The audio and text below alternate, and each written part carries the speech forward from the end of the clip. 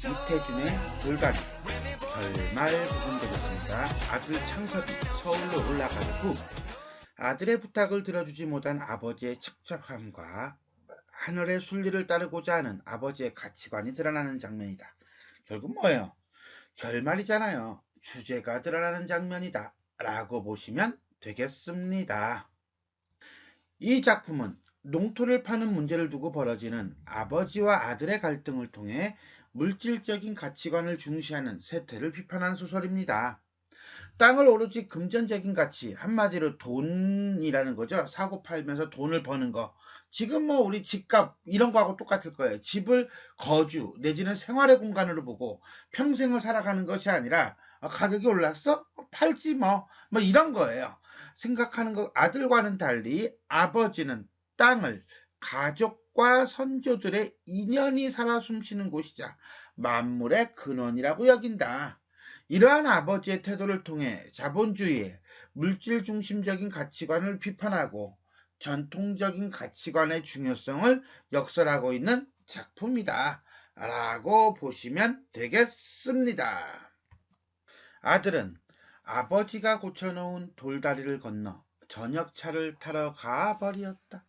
동구 밖으로 사라지는 아들의 뒷모양을 지키고 섰을 때 아버지의 마음도 정말 임종에서 유언이나 하고 난 것처럼 뭐했어? 외롭고 뭐했어? 불안스러운 심사조차 설레었다. 결국 뭐예요? 그렇죠. 아들의 부탁이잖아요. 진짜 간만에 어찌 본다면 처음이자 마지막일 수 있는 아들의 부탁인데 그것을 들어주지 못한 찹찹함이다 라고 보시면 됩니다. 계속 이어지죠. 아버지는 종일 개울에서 허덕였으나 저녁에 잠도 달게 오지 않았다. 불편했던 거죠. 심란했던 거예요. 젊어서 서당에서 읽던 백낙천의 시가 다 생각이 났다라고 하는 거 보니까 이 아버지는 기본적으로 어떤 지식인, 한학에 대한 어느 정도의 소양은 있다라고 보면 되겠네요. 늙은 제비 한 쌍을 두고 지은 노래였다. 이때 이 늙은 제비는 이 아버지 입장에서는 자신과 동일시되는 존재이다 라고 보시면 돼요. 이 영상 마지막에 뒷부분에다가 시를 전문을 쭉 올려놓을게요. 한번 싹 읽어보도록 합시다. 뭐 깊이 있게 다룰 것까지는 아니고요. 그러면 어떤 내용인지 감이 올 겁니다. 자, 그런데 백낙천이 누구냐고요? 백낙천은 중국 당나라 때 시인입니다. 그리고 어떤 풍자, 그 다음에 언어 사용이 매우 뛰어났던 시인으로 평가를 받고 있습니다. 백거이라고도 하고요. 자, 여기까지는 결말의 전반부에 해당하는 것으로 창섭을 떠나보내고 백낙천의 시를 떠올리는 아버지의 모습을 담고 있다 라고 보시면 됩니다. 방금 얘기했던 제비 한 쌍의 시를 간단히 요약한다면 이렇게 요약은 할 수 있어요. 자기 뱃속에서 배고픈 것을 참아가며 입에 얻어물은 것은 새끼들로부터 먹여 길렀으나 새끼들은 자라서 나르는 날개예요. 힘을 얻자 어디로인지 저희 좋을 대로 다 날아가 버려. 야위고 늙은 어버이 제비 한 쌍. 이게 이제는 아버지 자신이겠죠. 가을바람 소슬한 으스스하고 쓸쓸한 추녀 끝에 쭈그리고 앉아있는 광경을 묘사하였고 나중에는 그 늙은 어버이 제비들을 가리켜 새끼들만 원망하지 말고 너희들이 새끼적에 그러했음을 깨달으라는 풍자의 시였다. 자, 아무래도 앞에 있는 내용보다는 뒤에 있는 내용, 요거요. 늙은 어버이 제비를 가리켜 너희들이 새끼적에 역시 그러했음도 깨달으라는 풍자의 시였다. 이게 아버지가 창섭을 떠나보내고 이 시를 떠올리게 된 이유일 거다. 그러면서 자신이 늙은 제비의 처지와 유사하다고 생각하면서 창섭을 이해하고자 하고 있다라고 했는데 아마 요 대목 때문이지 않을까. 요 대목 때문이다 라고 보시면 되겠습니다. 노인은 어두운 천장을 향해 쓴 웃음을 짓고, 쓴 웃음? 우리가 흔히 고소라고 하죠. 날이 밝기를 기다려 누구보다도 먼저 어제 고쳐놓은 돌다리를 보러 갔다. 왜? 그만큼 돌다리에 대한 애착이 크다는 거지요. 흙탕이라고는 어느 돌 틈에도 남아있지 않았다. 첫 골로도 골, 이때 골이라고 하는 건 방향, 길이에요. 가운데 골로도 끝에 골로도 맑기만 한 소다만 아주 탐스러운 물살이 우쭐우쭐 춤추며 빠져나갔다. 우쭐우쭐 춤추며 의태어 음성상징어와 의인법을 쓰고 있죠. 결국 뭡니까? 갔더니만 물이 정말 맑은 거죠. 왜? 돌다리를 고쳤잖아요. 가운데 장으로 가서 꽝 하고 발을 굴러보았다. 왜? 튼튼한지를 살피려고. 발바닥만 아플 뿐 끄떡이 있을 리 없다. 노인은 쭈루루루 집으로 돌아와 소금 접시와 낫수건을 가지고 나왔다. 제일 낮은 받침돌에 내려앉아 양치를 하고 세수를 하였다. 나중에 다시 이가 저린 물을 한 모금 물어 마시며 일어섰다. 속의 모든 것이 씻기는 듯 시원하였다는 것은 물이 그렇게 차고 시원하다는 거겠죠. 하지만 또 하나 우리는 이렇게도 봐야죠. 돌다리에 대한 아버지의 만족감이 드러나고 있다는 거예요. 그리고 수염에 물을 닦으며 이렇게 생각하였다. 뭐랄까? 비가 아무리 쏟아져도 어떤 한정, 한계, 수위를 넘는 법은 없다. 한마디로 자연은 항상 분수를 지킨다. 물이 분수 없이 떠내려갔던 것이 아니다. 왜? 자연은 분수를 지키니까.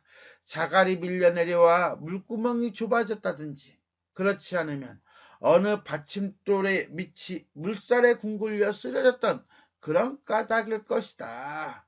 다른 이유가 있다는 거야. 자연이 문제가 아니라 인간의 사람의 관심과 배려, 그 다음에 신경 써서 정성스럽게 보다듬고 고치고 이런 것들을 제대로 했었어야 할 것이다. 그랬어야 이게 물이 안 막혔을 거라는 거죠. 결국 돌다리가 내려앉은 현상에 대한 원인을 추측하고 있는 것이다 라고 보시면 돼요.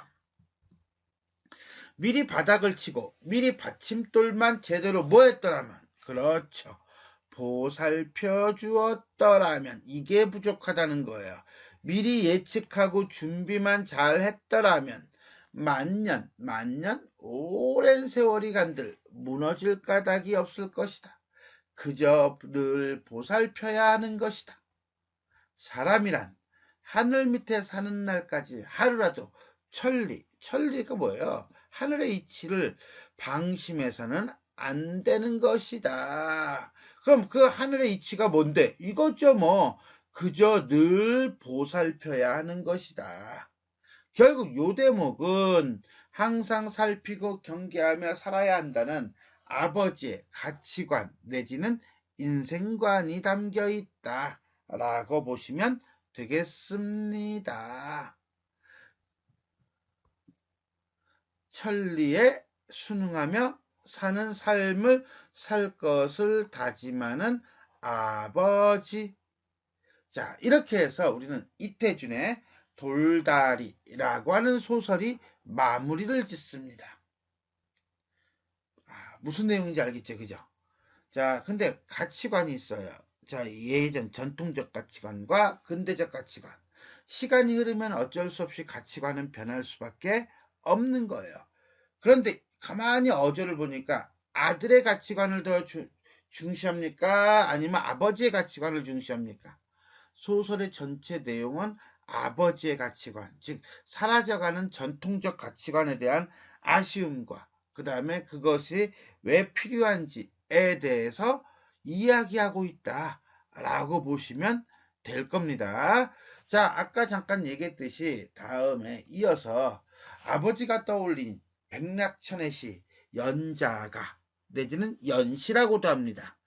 자, 좀 길죠?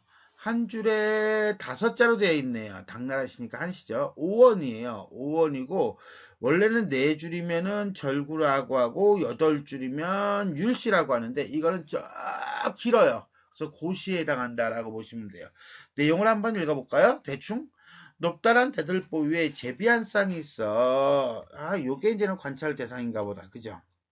암컷 수컷 다정스럽게 노니 진흙을 물어와 추녀 사이에 둥우리 짓고 한 둥지에서 새끼 4마리를 낳았구나. 냈나. 4마리 새끼가 밤낮으로 자라나 먹을 것을 찾는 소리 부지런히도 요란하다. 짹짹짹짹 했겠죠. 푸른벌레 잡기가 쉽지가 않아. 푸른벌레는 아마 좋은 음식. 어린 새끼 배불리 먹일 기약이 없네. 뭐 사람으로 친다면 가난한 현실이네요. 어미의 부리와 발톱은 비록 빠질 지경이지만 마음속은 힘은 지칠 줄 모르네. 왜? 자식들 먹여 살리느라고. 모성애 내지는 부성애가 되겠네요. 자, 모성애라고 봐야겠죠. 왜? 여기는 어미라고 했으니까요. 눈 깜짝. 근데 원문에는 엄마라는 말은 없는데 그냥 어버이라고 해석해도 되겠네요. 눈 깜짝할 사이에 수십 번이나 오고 가지만 오히려 둥지 속 어린 것들 굶주릴까 걱정하네. 한 달 30일 동안 모진 고생하고 나니 어미는 야위였지만 새끼는 점점 살찌고 살쪄 가는구나. 새끼에게 지저귀는 말을 가르치고 털 하나하나 쓰다듬어 곱게 단장하여 주는 애지중지하고 있는 거죠.